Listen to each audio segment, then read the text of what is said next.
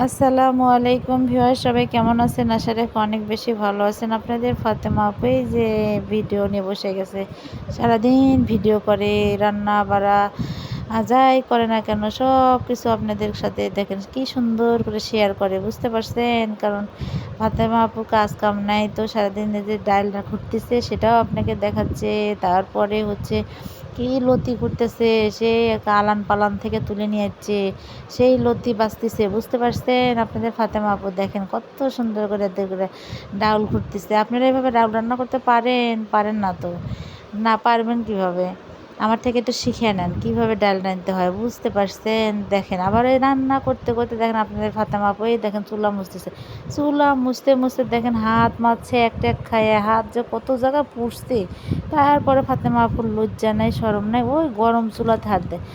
ফাতেমা আপু জানে যে এই গরমে হাত দিলে হাত পড়ে, তারপরে ফাতেমা আপুর লজ্জা নেই, বুঝছেন? সেই জায়গাতে হাত দেয়।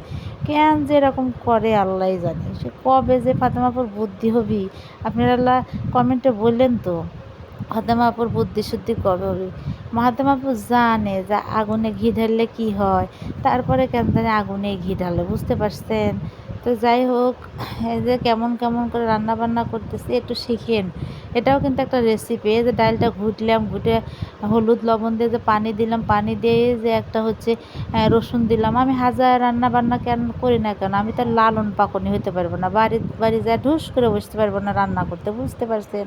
আমি যদি এইরকম ভয়েসে কখনো ভিডিও দিতাম তো আমি কবেই ভাইরাল হয়ে যেতাম, কিন্তু আসলে দেই না, বুঝছেন?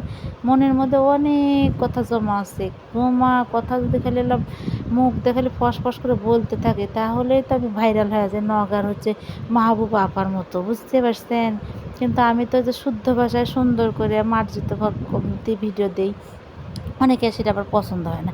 আমি যদি কোনো কোনো ভিডিওতে এমনি এরর ভিডিওতে একটু কপি করে দিতে চাই তো অনেকের আবার গায়ে লাগে, বুঝছেন? মানুষের দেখায় যে আমি নাকি তাদের ইন্ডিকেট করে এই ভিডিওগুলো ভয়েসগুলো দিচ্ছি। মানে চোরের মন পুলিশ পুলিশ, বুঝছেন? মানে কি আর বলবো, সারাদিন যারাদের মাথায় ধান্দাতে থাকে এরকম এলাহি কাণ্ড বাইতে যায় বলে, আমার কিছু বললে সেটা আবার মানে কিছু বললে সেটা নিয়ে এলাহি কাণ্ড বাইতে যাবে এরকম। আত্মীয় স্বজন পাড়া প্রতিবেশী মানে সবাই নাকি জানে যে আমি কেমন, আমি ভালো না, বুঝতে পারছেন? খালি মানে কি আর বলবো, সেই সব আরও নাই বলে যে ডালটা তেলানি দিচ্ছি, বুঝছেন? এই দেখেন কেমন করে ডাল তেলানি দিতে হয়। এই যে বেশি করে রসুন কুচি করে দিবেন, দিয়ে সেই রসুনের মধ্যে পেঁয়াজ দিবেন, মেথি ফোড়ন দিবেন, তারপরে হচ্ছে দিবেন হচ্ছে শুকনা মরিচ দিয়ে এইভাবে সুন্দর সুন্দর করে হচ্ছে ডাউল রান্না করবেন, দেখবেন সেই মজা, সেই স্বাদ, এত স্বাদকারী হাত মনে হচ্ছে টেপুটে খাবেন। ফাতেমা আপু হচ্ছে নিজে নিজেই রান্না শিখেছে, মাশাআল্লাহ। রান্নার কেউ অপ্রশংসা করে না, আর যারা হচ্ছে প্রশংসা না করা সেটা করবে, কিন্তু দেখেন কি মজার তরকারি, মাশাআল্লাহ সেই সুন্দর। মানে লতিটা এত মজার করে মাখাচ্ছি, এই মাখানোতেই মনে হচ্ছে যে একদম খাওয়া যাবে এখনই আর কি। তো যাই হোক, লতি কার কার পছন্দ অবশ্যই কমেন্ট বক্সে জানাবেন, আর হচ্ছে বলবেন আর কি। তো মাশাআল্লাহ, আমি কিন্তু বাটা মাছ দিয়ে সুন্দর করে লতিটা চড়চড়ি করতেছি, আর এই লতি চড়চড়ি খেতে কিন্তু ভীষণ মজা লাগে, বুঝতে পারছেন? তো এই যে আমার রান্না কিন্তু না হওয়ার আগেই মনে হচ্ছে কত সুন্দর দেখা যাচ্ছে, বুঝতে পারছেন?